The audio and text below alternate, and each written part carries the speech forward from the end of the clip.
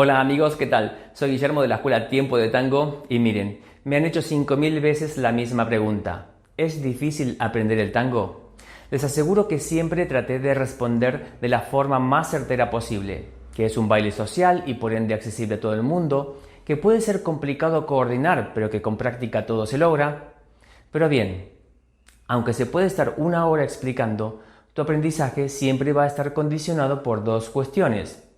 Primero, quién te lo enseña y cómo te lo enseña.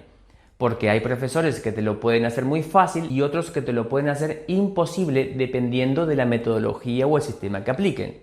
Y segundo, lo más importante, ¿cómo comenzás a bailar el tango? Porque en el tango, supuestamente, nunca dejas de aprender. Pero nada es más importante que esos primeros 3 meses, 6 meses de aprendizaje, porque es ahí donde vas a crear los patrones de movimiento que te van a acompañar en toda tu vida tanguera. Muchos tangueros han comenzado porque conocían a alguien que sabía la base y unas figuras más, y con gusto se dispuso a enseñarles.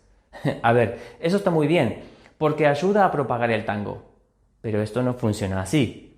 Es muy común pensar que una clase de iniciación al tango puede ser simple porque supuestamente se necesita conocer unos movimientos básicos como para mostrarlos, bajo la teoría de que si sé hacer el básico del tango, puedo enseñar el básico del tango. Pero no, para una clase de iniciación al tango hay que saber mucho, tanto de la materia en sí como de lo que necesita y le conviene a un alumno. Porque si todo pasa por enseñar la base y unas figuras, lo más probable es que se pasen por alto contenidos importantes que necesitas ver, contenidos que te ayudan a estructurar y entender el tango, para que puedas acceder luego a los niveles más altos y a las figuras y dinámicas más complejas.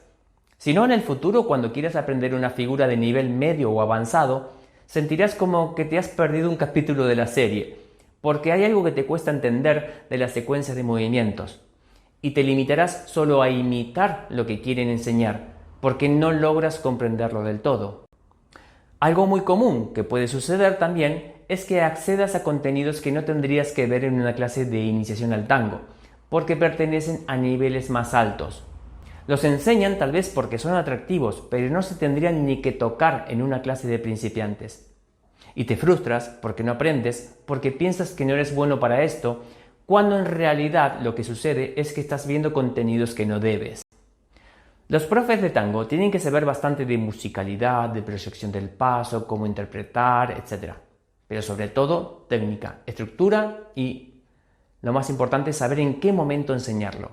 Si desde el principio te enseñan un movimiento con mala técnica o una estructura equivocada, sin lógica, generas un patrón de movimiento erróneo, creando lo que comúnmente llamamos vicio. ¿Y qué es un vicio? Un movimiento o conjunto de movimientos mal hechos que los repites y repites sin darte cuenta de que están mal. Y ya sabemos lo que pasa con eso. Es muy difícil retroceder y corregir un vicio si ya lo tienes incorporado. Y si ves contenidos de un nivel que no te pertenece, seguramente cosecharás frustración, porque no te sale como quieres. Entonces, ¿cómo hacemos para comenzar? ¿A quién elijo? Bueno, incluso en esto tienes que tener un poco de suerte. Yo tuve la suerte en un momento de encontrarme con profesores que me enseñaron la base del tango tradicional, y eso fue lo que me marcó el camino para aprender y luego para enseñar. Pero bien, si tienes dudas, siempre puedes ver a los alumnos de un profesor, cómo bailan, y si te gusta, puede ser una garantía de aprendizaje.